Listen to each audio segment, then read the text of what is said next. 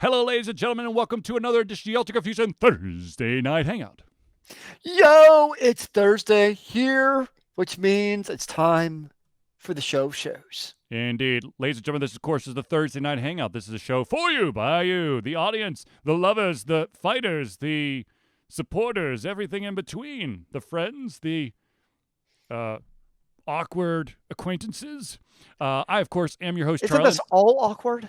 Yes, it is. I, of course, am your host, Charlie, and I'm joined once again by the prolific commenter himself, Zealeus. So, ladies and gentlemen, this, of course, is, it is now June the 4th, 2020. May the June 4th be with you. Indubitably. Holy crap. Apparently, one of the people that is watching this is been converting the Singapore dub of Detective Conan, which was thought to be lost. Other than that, not a whole lot. Holy crap. Well, What is it? I don't even know what Detective Conan is. Not dude, gonna lie. you look it up after the show. Is it like Conan the Barbarian as a detective? No. Oh. It's more. Just Google it after the show, okay? Fair enough. Zealeus, do not get sidetracked. Who, me? What? Huh? What? No, exactly. So, ladies and gentlemen, of course, since it is June the 4th, many of you know that from last week's show, SEGA was going to come out with a thing that was going to change the world. Oh, my world's been changed by SEGA. I'd say that I am greatly depressed after like all this hype of something big's coming. We're releasing the micro Game Gear. In basically Japan only? Well, of course, Sega and Nintendo always, they service the home crowd before they service the world. It's just that Nintendo figured out a way to do it better internationally than Sega ever could. Well, and so now you have this. So now you have this new Sega Mini console.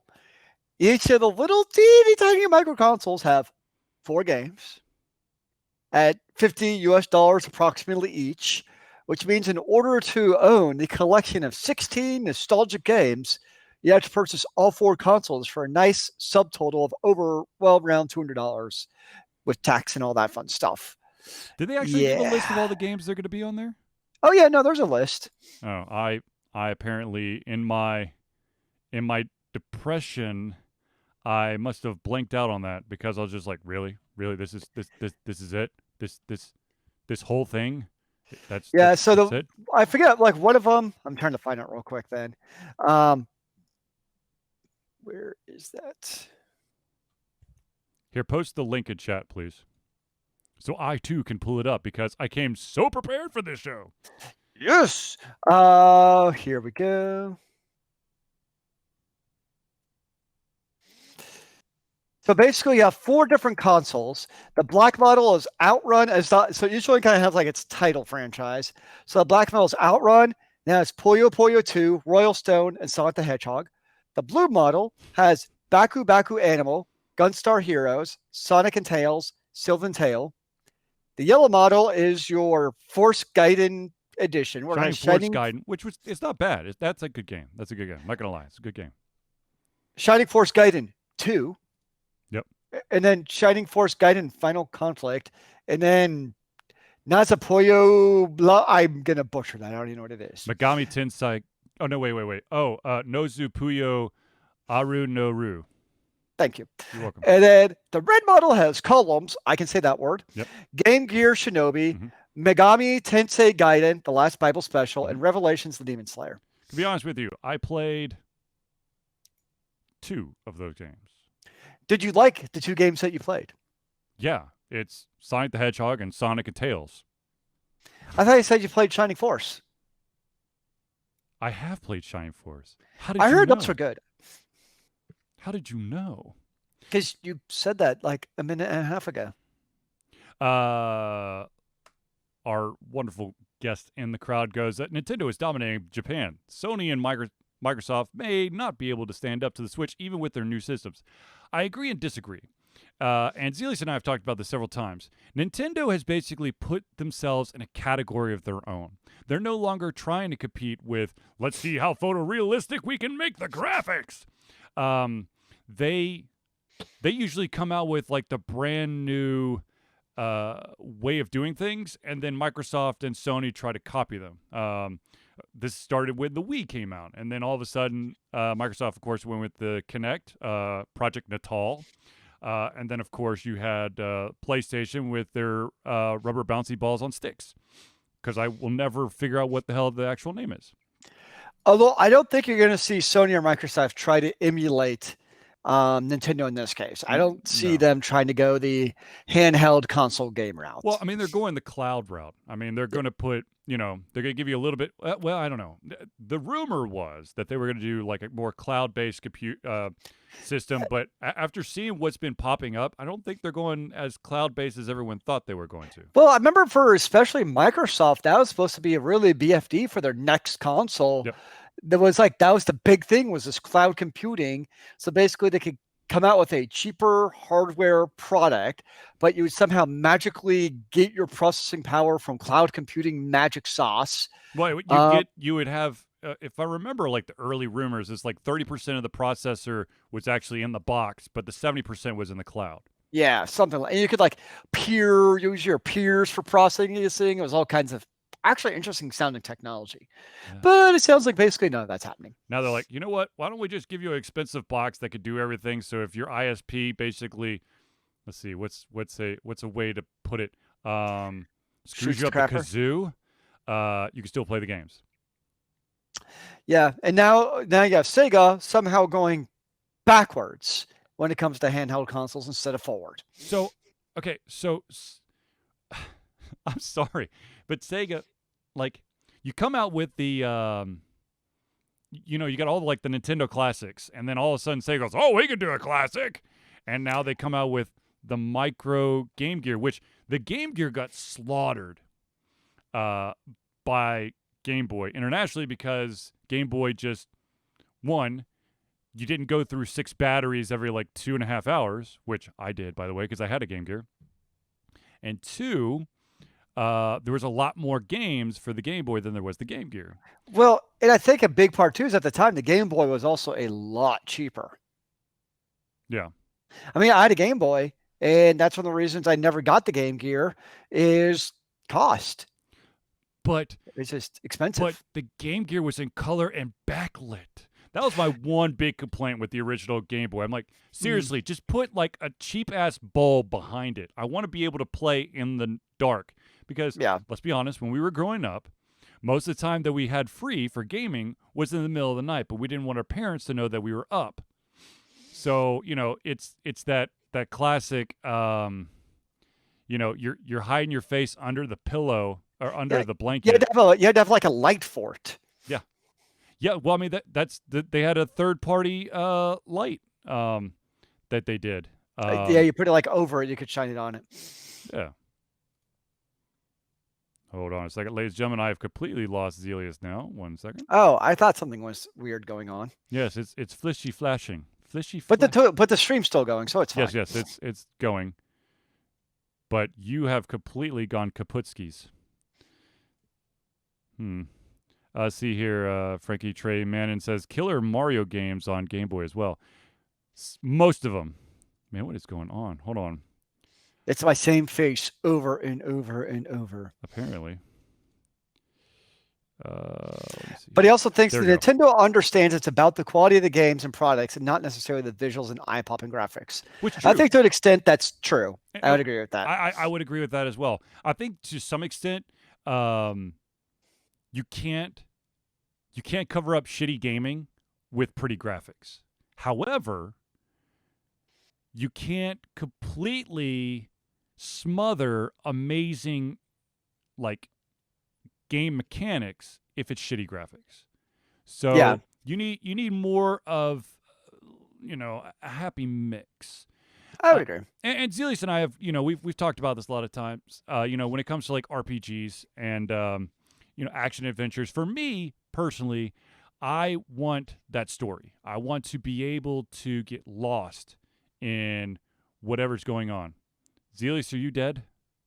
I'm still here. Can you hear me? Good. Could you just from time to time, just like slightly nod so I make sure, because it literally looked like everything froze there for a second, because you're literally like, oh, it's my new game. Can I drive Charlie neurotic throughout the show, wondering if I'm dead or not? But the thing is, look, I've been, Zealeus and I definitely have a lot of RPGing in our background, so we know, good story, but you also need good action. Graphics are pretty good as well, but at the same time, there are. I mean, if you could have all three, I mean, the trifecta, that's beautiful. That's exactly what everyone wants. But if I had to choose two of the three, ooh, that's a good question. I'll ask the crowd. If you could only have two of the three, good graphics, a good story, or good game mechanics, what two would you choose? Well, how does no story categorize? And I ask, for instance, I've been playing Phantasy Star Online 2. Mm-hmm. There's not a damn story to the game. There might be kind of a story, like it's even less of a story than like an MMO you've played. Mm-hmm. There's just not a story. So there's no two, but to your point, the gameplay mechanics are fun enough where I don't really care that there's no story in the game. It's like, okay, there's no story, but both the gameplay and the mechanics and the graphics are, to me, entertaining in the game. Okay, so here's the cop-out, which people love to use. You create the story, Zealeus. Your actions shape the universe in which you walk in. My story is I'm a badass dual machine gun wielding chick. That's my story. I go around obliterating people. I don't know why. I'm not sure why I'm going out killing all these things, but it's still fun. Because you have the need to kill things. I do have the need to kill things with machine guns. Yeah, it's glorious. Exactly. It's a glorious life. Look, to be honest with you, I love me a good story. And to be honest with you, I don't want to have a game in which they do the cop-out to fill time of it's a 10.5-hour game. However, you're going to be basically bouncing through these 7 different locations and random ass orders so they could reuse the maps.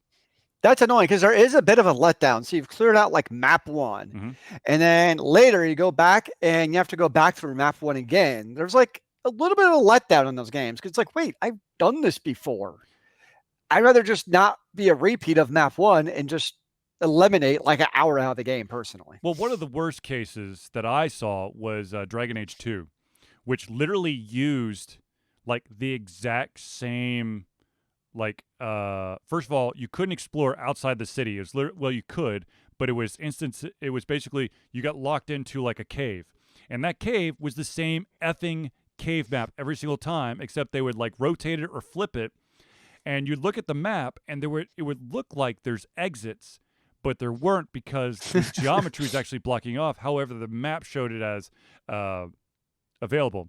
Let's see here. Our audience member said, older games hold a special place for me because of the quality of them as opposed to what we see in games now. I'm not trying to trash games today, just trying to be objective about it. Okay, so this is like the number one thing that Zealeus and I talk about a lot when it comes to conventions. And that is, back in the day, like ability to download patches on the internet, you had to get the game as close to perfect as possible. Now you have 0-day patches, launch day patches, because you've got you have to hit this deadline. You've got to get it out. And then also another thing that I love to do, and I'm going to do it again because I need let's see here. I'm going to grab myself a note card right here. I mean, I don't know if games are necessarily better or worse now. They're just, to me, it's just a different age of gaming that you're playing with your video games. It's just kind of how I look at it. Well, this is the wonderful, cheap, yet very informational prop that I use in most of our conventions. This is the game you now get. This would be the complete game. However, in order to get the complete game, you have to pay another $9.99. However, let's take it a step further. Oh, that's right. There's actually a part of the game that's broken, so you can't actually do that part immediately. You're going to have to wait for the patch, and hopefully it works. Sometimes it won't. Sometimes it's kind of, they kind of shove it in there and fudge it a little bit, but... But the thing is, you also have to understand that back in back in the 90s, the early 2000s, games weren't perfect either. So it's sort of You had a lot of bad games back in the day too. Absolutely. But the thing is, and I think because of the fact that there wasn't a digital distribution platform, that you literally had to go somewhere, and look at these games, hold them in your hand, and decide, does this look good or is this shitty? Remember going to Blockbuster back in the day, like on Friday after school, Mm-hmm. you knew that you basically have the weekend to play this game. Mm-hmm. So you have to choose very wisely, usually on the context of box art, Yep. of which one of these games did I want to play for hopefully the next 2 or 3 days before my parents kicked me outside. Agreed. And that's that's how I came into contact with a couple of RPGs on the original PlayStation that some critics would say were absolutely terrible, but I really enjoyed it because that was one of the few games I got to play for a weekend. Any game is better than no game. Exactly. So I would say that because there's more room for error in games now, there's a chance that the game won't have that immediate hook to it. And I think that runs an interesting risk. And I think that's also why you don't see a lot of original IP. But you also see higher expectations from games now. Oh, of course. You don't see a simple game like the original Super Mario Brothers where it's 2 buttons. Okay. Nowadays, yes, if you do. What's that? Yes, you do. But that it's you're playing to a very specific crowd. Now, of course, you put Mario on anything, it's going to sell like hotcakes. But you've got a platformer, a 2D platformer, gaming genre lover out there that's going to do that. But you can't get away with what's really hard would be doing a very good point-click adventure only using the controller or only using touchscreen. No, touchscreen would be a little bit easier. Just use the controller for point-click adventure. Move the cursor around with your knob, I guess. No. You'd be it would highlight when you push the directional buttons. However, the highlight order is not what you think it would be. Oh gosh. So there's chances that you think you cycled through everything in a screen, but you haven't.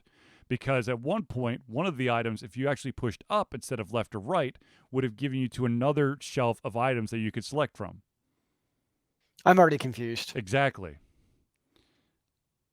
That's actually that was one of the point-click adventure games that I can't remember it off the top of my head, but that was one of the issues I had. I had to stop playing. I'm like, I can't find anything. You just got to click in the right order, apparently. No, there's no clicking. Literally, or navigating, I guess. I'm not going to try. Okay, if I go left one, can I go up or can I go down? No. Okay, cool. I like having to draw out a freaking map for each single screen, so that if I had to come back later, I know. Okay, so I have to go left twice, and then up, then left, and then down, and then I get to that item that I really need. I can't get to it any other way. Sounds like a great challenge for the point-click of enthusiast in the world. How about I just use a mouse and keyboard? That's OP, man. OP strategy. Use a mouse and keyboard. But anyways, getting back on the topic that we were talking about, I think Sony's completely lost their marbles. I think they lost it a long time ago. But to build up such a, I don't know, fervor, something big's gonna happen, and then it looks like a cheap toy. I'm sorry, but it looks like it's something that comes out of your cereal box on a Saturday morning. No, it looks like you got it out of one of those gumball vending machines. You put maybe the will be in those. Maybe we could put them in the gumball vending machine. They probably will have to. I don't know. Look, I'm looking at the list of games, and it really just seems like it's a cheap gimmick for Sony to try to highlight their 60th birthday. I don't think they actually think it's going to push product or actually be like a console. It's just a gimmick for them to try to advertise with, is really what it sounds like. For what, though? Because why not? That's why they don't make consoles anymore, because of this why not mentality. Everyone's going, oh my God, Fair it's got to enough. be the Dreamcast 2. Please let it be the Dreamcast 2. Or they're going to they're going to partner with someone. The micro Game Gear. Like the screen is like what, an inch and like, it's like an inch and a quarter or something. It's super tiny. Exactly. Like I could imagine like trying to play like a video game on Did that. you see that there's small already a third, an optional peripheral that's basically like a huge magnifying glass to help you make the screen bigger? That probably means you didn't do it right. Exactly. How did this get through testing? That's nuts. Oh, that's right. We had it tested with 8-year-olds through 15-year-olds. They didn't seem to have a problem. I mean, it really makes you wonder with the QA and the money and the stuff that they put into making this, it could have been probably spent elsewhere. What's QA? Like maybe making the Phantasy Star Online 2 launch not be terrible. Wait. We can't just like put a bunch of stuff together and it go out into the wild and everything's perfect? Well, okay, here's the weird thing, right? Yeah. So like other games, it's a worldwide day zero launch. Mhm. Makes sense. They're trying to figure the shit out. PSO2 has been out for 8 years in Japan and other countries. So it's not like this is a brand new novel concept.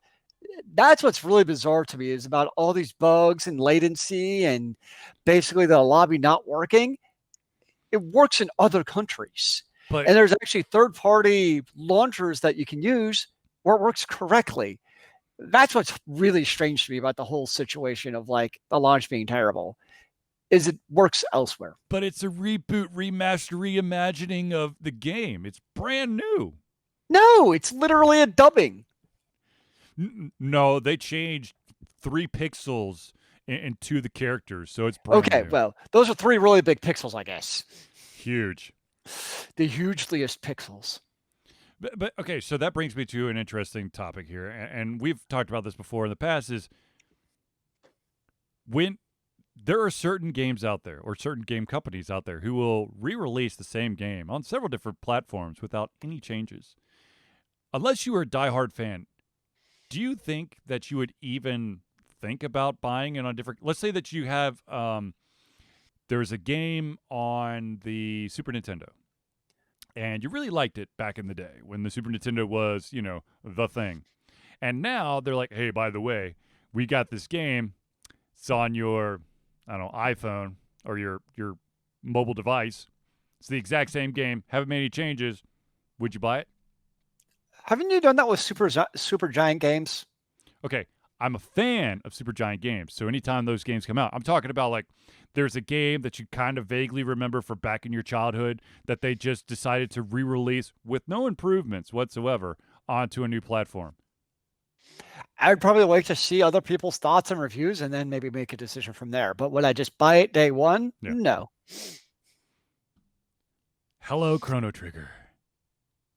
Actually, I know there's a ton of people That's out there. huge on the Nintendo right now, though. But the thing is, but bring out it a also new Chrono Trigger.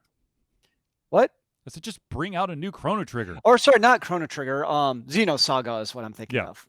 But but at least on the Switch, whenever they're doing games, like in this case, doing Xenosaga, like they're also making it HD graphics. So it's not just a re-release of the original game.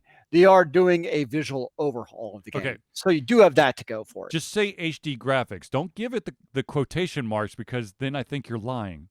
Well, no, because it's not 1080p. It's the Switch, so it's 720p, and I don't consider 720p HD personally. Well, there you go then. Because I'm a snob. What do you call it then? Upscaled graphics. It's upscale. Yes, we'll say upscale graphics without quotes. Ta-da. Okay, so I asked this question to the Discord channel this week, and if you want to join our Discord channel, of course, you can just hit us through any of our social media means. We'll give you an invite, or if you're on Twitch, you do the exclamation mark and then Discord, and it should give you the link. If it doesn't work, tell me. I will get you a link. Anyways, so the question that I had was, in your honest opinion, what is more difficult to balance and for competitive play, a fighting character, a MOBA character, or an FPS shooter character? Actually, FPS shooter would be kind of, I mean, FPS is Redundant. shooter. Yeah, exactly. First-person shooter. First-person shooter. I think from a initial, you enter the game. I think it also depends where in the game you are.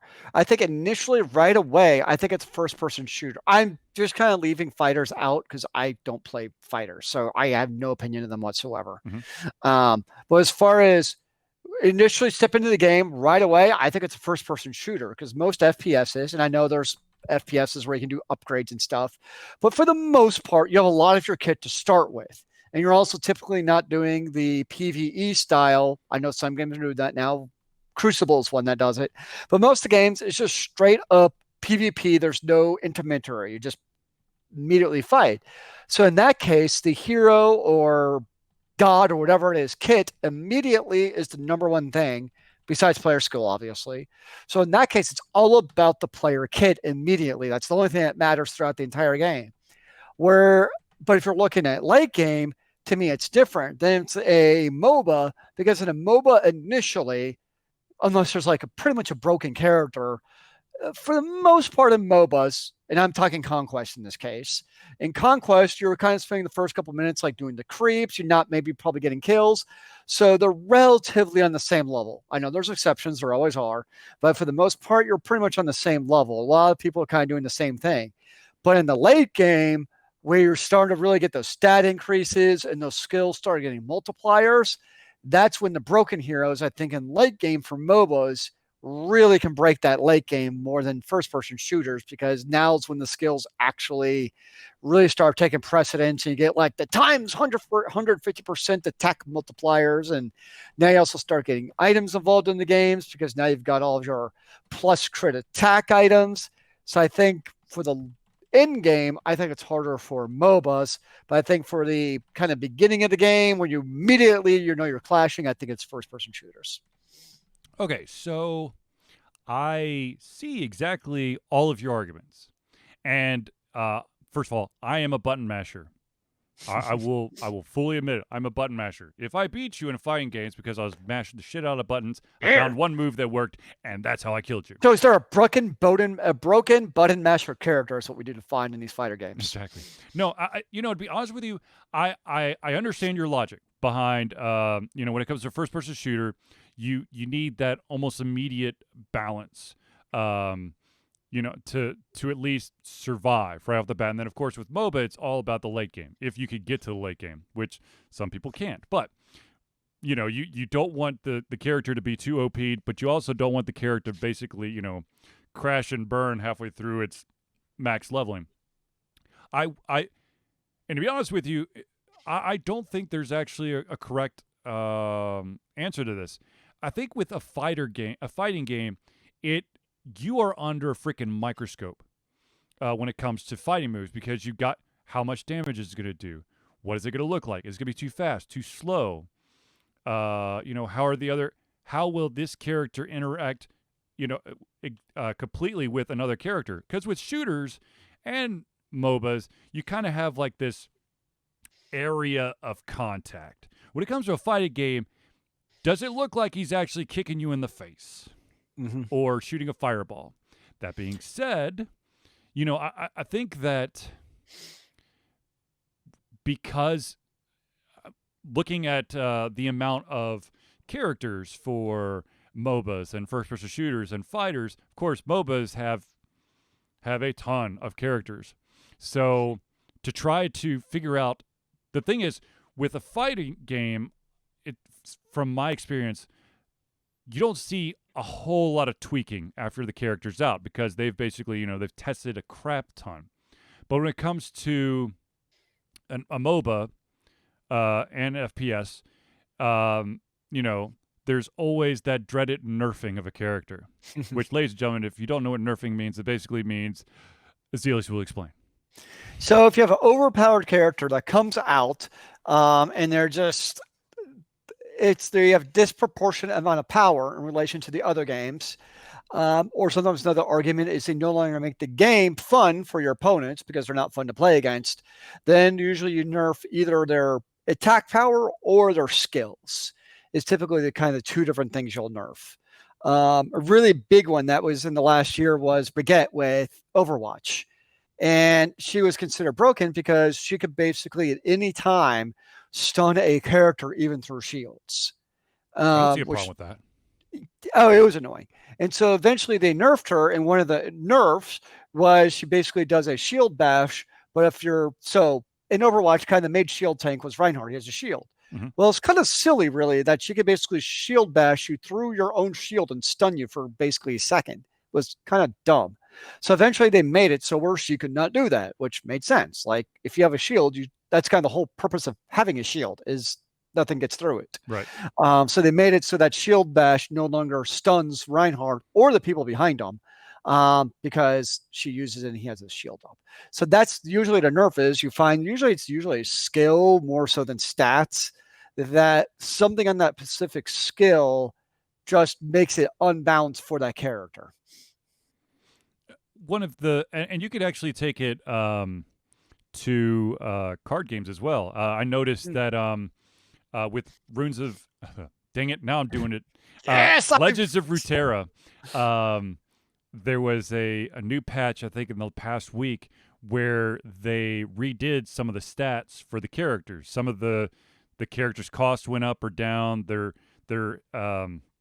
attack or the health changed, and maybe the wording changed a little bit on their card because of balancing. I mean, nerfing is really about balancing. Sometimes, most of the time, people get really cranky about their character being nerfed because they've found how to exploit it the best. Because I know that there was in Smite, Hercules is a character, and there was a famous build for Hercules. It's basically man of 1,000,000 hit points. It's like damn near impossible to knock Hercules down if you had a certain build out. Yep. Of course they ended that. So of course everyone's going no, but that's really what happens. But I so real quick, I'd say immediately fighters are probably the hardest. Oh shoot, I said easiest. Did I say hardest or easiest in the question? You said hardest. Okay, hardest. Damn it. Okay, so the hardest to balance. I'm very confused. I know, I'm so confused. Okay, the hardest to balance, I would say right off the bat, fighting characters, and then FPS, and then MOBAs. Because once again, I think that, like you said, I think that a lot of the balancing for the MOBA is really hard to do until you get into the late game. When that's really when your character is going to shine like super bright, like it's not supposed to, or completely crash and burn, like it shouldn't supposed to. Well, I think the other thing with first-person shooters is a lot of times if you have a broken character, when you get into team fights, it's everybody. It's like in Overwatch, it's 6 versus 6. So if I'm a broken character, it's affecting the entirety of the rest of the team during those fights. Yep. Whereas typically in your MOBA, you're more of if it's Conquest, it's usually 1-on-1 or 2-on-2 or some variation thereof. Yep. I know late game, you'll get some 5-on-5s. But usually for the most of the game, it's 1-on-1. It's the same thing with fighters. It's, mano a mano. It's 1-on-1. So it's a little bit different too, I think, in your different game of, you also have to think about it first, like you also think of balancing a game of 1-on-1 versus multiplayer matchups, just as I think extra degree of complexity. Right. I agree. I fully agree. Speaking of competitive play, as many of you probably are very, very aware, Valorant has officially released. It really wasn't a closed beta for very, very long, but it is officially released. They've already announced a new character. I probably will not continue to play that game because I suck at that game. Oh. And I probably will not continue to play Crucible because I suck at it, and I have to say that after playing a little bit of Crucible, a little bit of Valorant, if I were to get back into an FPS, I'd I'd go back to the game that I've put almost 200 hours in, and that's Paladins. I was about to ask about Paladins. Yeah. Yeah, I actually loaded it onto my machine Ooh, and went into the, I guess, like target practice. And there's definitely new characters that I have no idea who the hell they are. And that's always hard. but I found my favorite character, Talus, and I was just like, oh, the memories. Were you tempted to go back in? I was, but here's the thing, and this is my problem with a lot of games with competitive play. Is the more you play the game, you have an overall player ranking Yeah. level. Hmm. I've taken off more than a year from Paladins. My level is over 60. I'm not going to play like a level 60 player now because I haven't played in over a year and a half. Yep, I hear that, man. But they're gonna put me into competition with like leveled people, which I think is total crap. Now, of course, you run into the what do you call it? When people have a secondary account, Alt, Smurf. Smurf. Yeah, Yeah, Alt Smurf, depending on how good you are, I guess. Um, look, Now a lot of I'm games not though doing they'll competitive rank play you though, though based on your skill though. huh? They should rank you on your skill pretty quickly though if you play a couple of games. I would hope so, but Good. I'm. But the thing is, I don't want to get in there and just be completely, you know, craptacular and be like, oh yeah, I really want to spend a month relearning how awesome I used to be. That's fair. I hear that. That being said, if I were really to ramp up, I'd probably stick with Talus. And Just kind of stick to one character. yeah, I would. I think. I think that I'm realizing that if I were to go back into like a Smite or a Paladins or any type of like that type of game, like a MOBA or a first-person shooter, that I've played a ton in the past, I'd stick with like one or two characters. I don't think I'd really branch out and test the water with all the different characters. No, that makes sense. That's pretty common. I mean, you figure a lot of your bigger PvP games, you got multiple characters. Yep. Usually, people are going to stick to like 2 or 3 mains, Right. and that's kind of what they stick to. It's if you kind of spread yourself too thin, then you don't become good at any of those characters, and you're probably better off just being maybe really good at 2 or 3 and really good at one of them. I mean, that's what the pros do. I mean, they have their, what do they call it? Their Main, roster? No, yeah, bullpen. Their pool of cool, characters. yep. That they're like, well, this is, this type of character is my best. This character is my best. However, I could also play this one or this one. Um, but I did pull down numbers for how many characters there are per game, and it was interesting the lack of characters in Overwatch since its launch in comparison to like other games. Um, I don't know. I think this is, this of course feeds into the conversation we've had a lot in the past. First of all, I am wearing an Overwatch League hat. I'm supporting the Atlanta Reign Woo. because we live in Atlanta. But that being said, you wonder what's happening with the league with, of course, the corona, COVID-19 issues, the traveling stuff. Hmm. And then you have these gamers that are jumping ship for what was at the time a closed beta, but is now officially a live game in Valorant, which basically took the best of Counter-Strike, CS:GO, Counter-Strike Global Offensive. and Overwatch, and basically marry those together. You know, Blizzard's got to rethink some things. And I know that we've talked about this many times, and of course now now you get a little bit more of a. They can't really, well, we're going to do some awesome stuff for BlizzCon. I mean, yes, BlizzCon, they're going to do some kind of virtual thing, but you can't really, I don't know. Blizzard's in trouble, and that's a shit ton of money that they poured into that league. Yeah, and now I mean everything's still unknown. I mean, Yeah. at this point, I mean, are they going to be able to get back together and have games? I mean, I could see them trying to have Overwatch League games without an audience because that kind of seems to be what all the professional sports leagues are Well, I mean, moving towards right now. Overwatch League is happening right now. But it's still, that was the part that was supposed to be engaging with the fans, right? This year, they that's were what we actually supposed to wanted. have homestands. Yeah, and that's what was supposed to kind of bring it that next level of awesomeness from eSports, was you'd have like your home sports kind of, team supporting you. And I just don't see that happening anytime soon. To be honest with you, I didn't like how it started off the first time with all this stuff happening in a small soundstage in LA. It's like you have these city-based teams. Yep. And everyone has to go to LA for like a couple months. That just doesn't make any sense. But whatever. Ooh. So there is some exciting news that came out, I think right after, I don't know, did we talk about Sonic the Hedgehog on the last show or not? The movie? Yeah. That there's a movie coming out.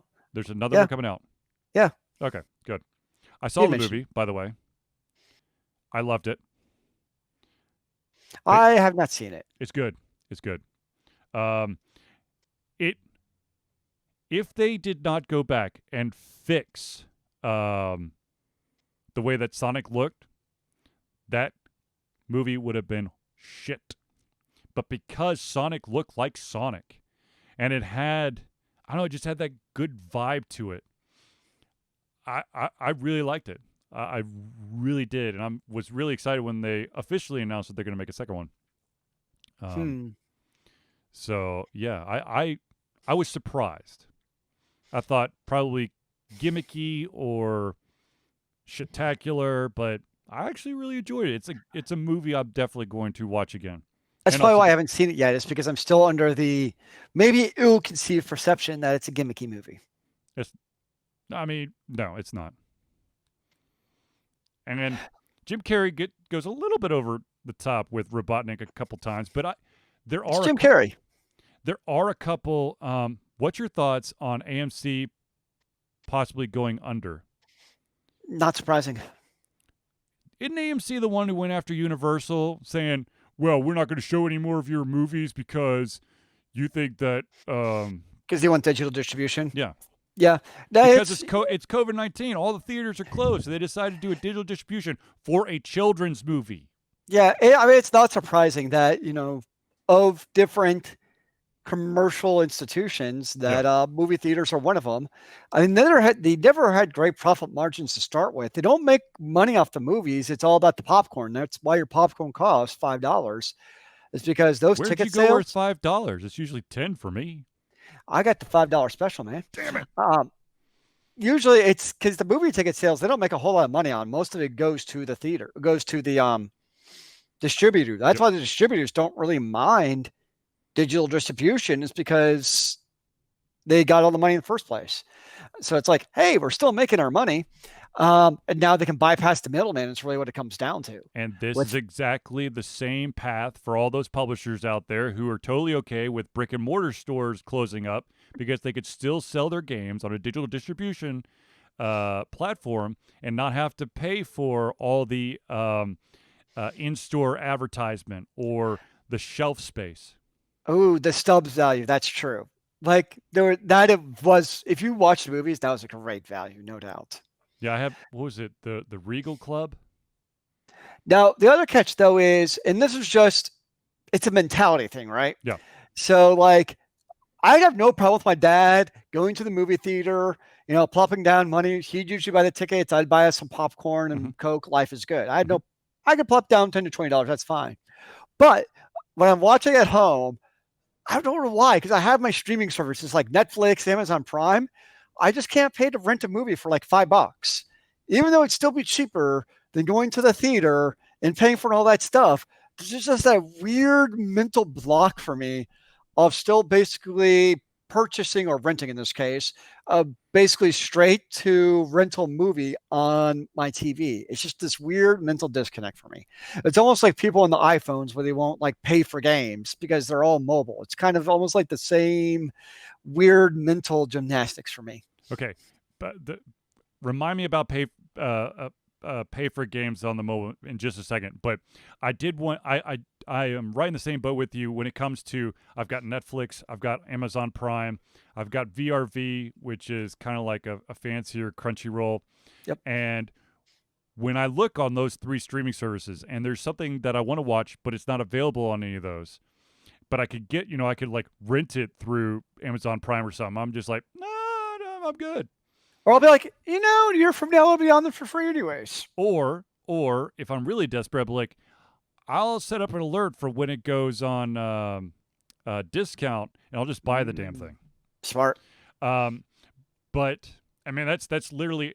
But then, of course, I run into the situation of, well, there's all these movies available through cable. All you got to do is, you just have to worry about the commercials. I cannot watch a movie like TV cable channel style. I can't take the weird ass cuts and the commercial breaks. If I'm going to watch a movie, I'm watching the movie.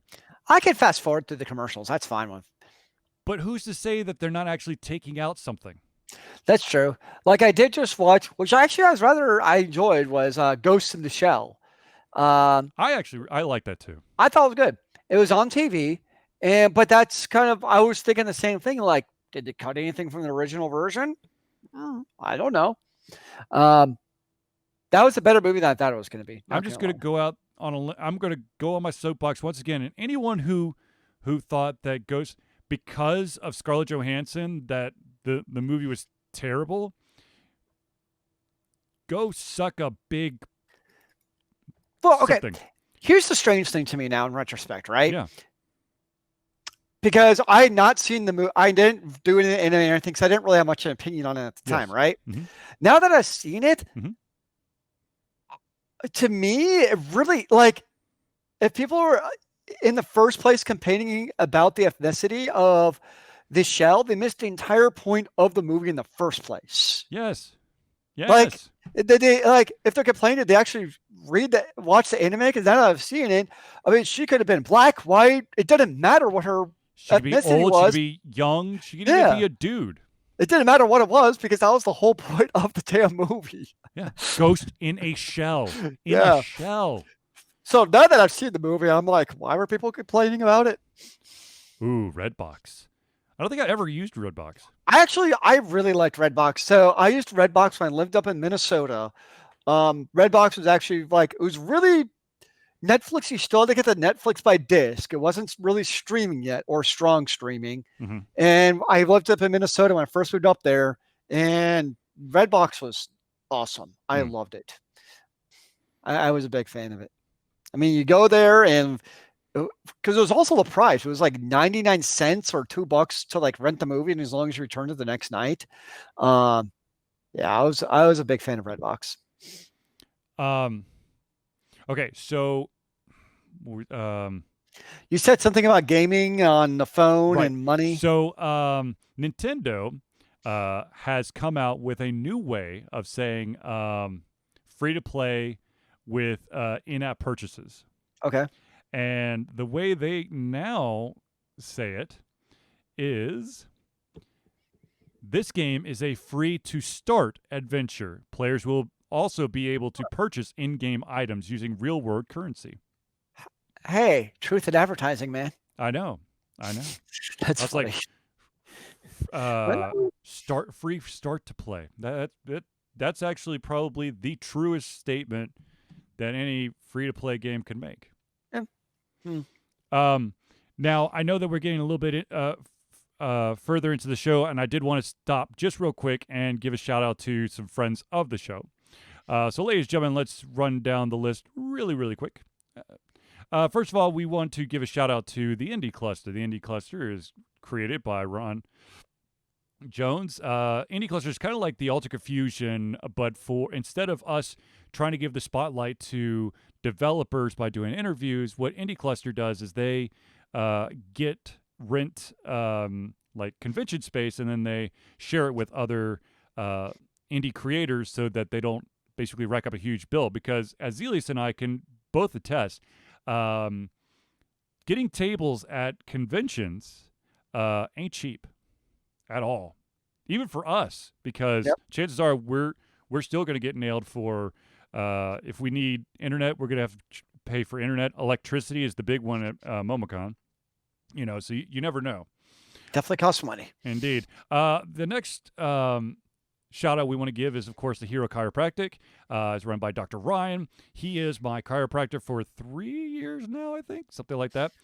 He is awesome. He's amazing. He's in the Atlanta area. Go to herochiropractic.com. Of course, you go to just type in Hero Chiropractic on Facebook. You also go there. He comes to you, which is amazing. And definitely, if you are a gamer in the Atlanta area and you spend a lot of time in your gaming chair or whatever, this guy is going to make you feel $100, $1 million, because of what he could do chiropractically. All right, so this one doesn't really need our help, but we still. Do y'all watch The Blacklist? No. The Blacklist. I have seen the first 4-ish episodes, or it's not episodes, seasons. Something happened, which I'm not going to say because spoilers. But something happened, and I was just kind of like, okay, I'm done watching for now. It's a good show. I really like it at times, and then at times it just gets a little bit over the top. It's all right. All right, so for another quick shout out, this one really doesn't need any of our help, but we still love the hell of this place. It is officially open. That's the Battle and Brew, which of course is in Sandy Springs, Georgia, just north of 285 off of Roswell Road. This is the place where you get phenomenally awesome food, great drinks, and of course a gaming experience like no other. You could go there for board games, card games. You can go there for PC games or for console games, or just to sit at the bar and watch random Twitch streams of whatever's going on. There you go. Highly recommend checking out battleandbrew.com. Now, the last one, by no means is the least, and that is Nerdburger Games. Nerdburger Games is basically the love child of Craig Campbell. Craig Campbell is an amazing pencil and paper RPG creator. He has created titles such as Murders and Acquisitions, Capers, a bunch of Capers expansions, and Die Laughing. I think there's another one out there. I can never remember what it is, though. But definitely check out nerdburgergames.com. If you're looking for something fun and pretty easy to pick up, just check out any of their games. Die Laughing is a really straightforward game. Doesn't take all that long. Mergers and Acquisitions and Capers, you can run like a long campaign, or you could just do like, a one-shot adventure. And usually the one-shot adventures are where I found creative ways to kill myself because I'm that awesome. How awesome? That awesome. The thing is, with the way that Craig has created the games, it's more about the storytelling than it is about the statistics of well, okay, so you don't need like pivot tables and spreadsheets and abacuses and sundials and stuff to figure out if you cast a 5-point spell. It's more about the experience, which is usually where I get in trouble because I try to be too creative and then I end up setting myself on fire. But fire's good. Or electrocuting myself. But anyways, definitely check out nerdburgergames.com. Indeed, sir. Now, ladies and gentlemen, I know that a lot of you out there are wondering, how is Alter Confusion doing this? Well, it's the amazingness of myself and Zealeus, and also through the support of you, the viewers, the audience, the supporters. Alter Confusion has a Patreon page, which, of course, for those out there who don't know what Patreon is, it's basically a website that allows for patrons or fans of an artist or a presenter or whatever to do like either a donation per per month or per, what's the other one? Product. Like that's not the right word, but if you're like a painter, per We're a product where we sell our minds. yeah, it's like per piece. Like if you're like a dude who does like murals, then you get money per finished project, something like that. But anyways, Alter Confusion goes the monthly route, and that of course can be as little as $1 a month, and that's Patreon.com/AlteredConfusion. That money helps us to pay for any of the equipment that Alter Confusion needs to upgrade, or to pay for convention fees such as electricity at MomoCon, or getting a table or badges at other conventions. Or, of course, the mic stand, which I'm using right now, or new headphones, which I'm thinking that I probably need to look into that. Or perhaps Alter Confusion could get a new keyboard in the near future, as it appears the spacebar has, for lack of a better word, kind of deflated. But that's okay. But anyways, ladies and gentlemen, if you are interested in the Patreon route, of course, once again, patreon.com/AlteredConfusion. You could do anywhere from $1 up. If you do it above any of the tiers that are selected, please hit me up, and we will work out something. And I say this every single time. Don't get me wrong. You guys are amazing when you donate more than the tiered amount. However, I do not feel right about making you pay extra and not you get something extra in return. So if you're paying above what the tiers are, I'm going to work something out with you so you can get more bang for your buck. Indeed. Now, of course, if you don't want to do a monthly donation route, you want to do a one-time thing, of course, we do have a PayPal way of doing it. If you're watching this on Twitch, all you got to do is in the box below, there is I think it's like Donate Now button. Click on that. It'll send you to our PayPal account. That money, of course, goes to Alter Confusion. Or you can go to www.AlteredConfusion.com. That button is on the left-hand side of the website for now. I say for now because... Could go to the other side. No. Switch it up. We could potentially be seeing a site redesign in the near future. But maybe. I don't know. But now I know there's a lot of people going, well, I don't really have the money, but I want to support Alter Confusion. The best and easiest way for you to do it, be it money or anything, if you like what you see, share it, favorite it, tag it, subscribe to all of our stuff, be it on Twitch, Podbean, YouTube, Facebook, Twitter, whatever, and tell your friends about it. That's the best way to do it. Now, of course, we do have some people out there who like to send physical items to Alter Confusion, so we have a P.O. box all set up for you. And all you got to do is send your stuff to Alter Confusion at 1551 Dunwoody Village Parkway. That's DUNWOODY Village Parkway. And here comes the super duper important part. How important? Super duper important. Number 88276. That is the P.O. Box number. If you do not put the P.O. Box number on there, it will not get to us. It will sit at the mail office for like 2 or 3 days and then be sent back to you. And then, of course, the city is Dunwoody. That once again, DUNWOODY, Georgia, zip code 30338. Indeed. Now that we have that out of the way, ladies and gentlemen, I do think we had one more topic that we had. Okay. So this is I've made mention of this game several times in the past, and I think we actually talked about this recently. There's a game called Kingdoms of Amalur, which was created by 38 Studios. That was Kurt Schilling's company. The story was written by R.A. Salvatore. And of course, that company went because they weren't able to pay back all of their loans. Now, there's some exciting news that just came out, and that is there is going to be a remastered version coming out soon. Which I'm just like, what? Was the game ever actually finished? Yeah, no. The game was finished. The thing was, and this is ironically kind of the same thing that happened to, I know that a lot of people are not going to know this name, Flagship Studios. Flagship Studios, of course, was the development company behind Hellgate London. That was a fun Uh, game, though. Hellgate London, they had I think it was free to play game to basically stress test the servers, and that game was called, oh no, I don't remember. well, it turned out to be Torchlight. I don't remember what it was before that, but anyways, um, Hellgate London went bye bye, and Torchlight got picked up and renamed, and of course you've got at least 2 Torchlights out there. With Kingdoms of Amalur, Kingdoms of Amalur, the RPG piece was a single player game, but what they were trying to do is they were trying to get their feet wet for an MMO.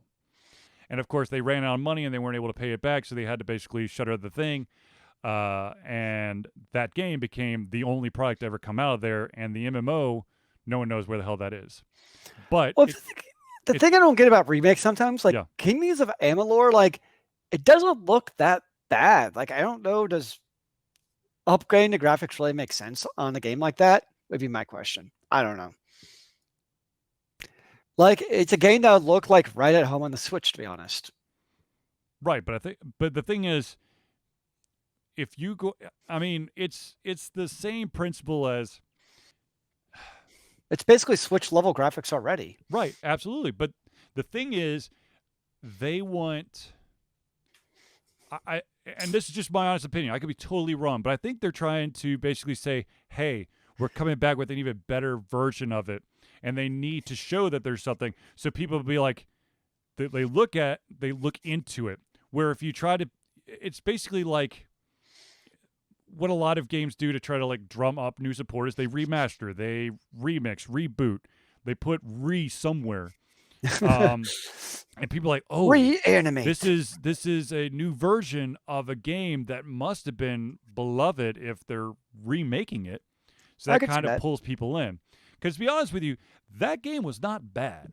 It's just I never played it. it was pretty good. The reason why I say we talked about it recently is there is a game, an indie game that I did an interview. I did an interview with this group, and they basically based a lot of their love of Kingdoms of Amalur on their game, and that of course is parallel the game. Mm-hmm. So I saw that today. I'm like, holy shit, Kingdoms of Amalur. That brings back memories.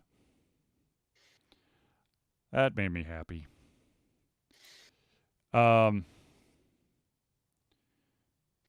Shit, I have something else I want to say. Now I can't remember what it was.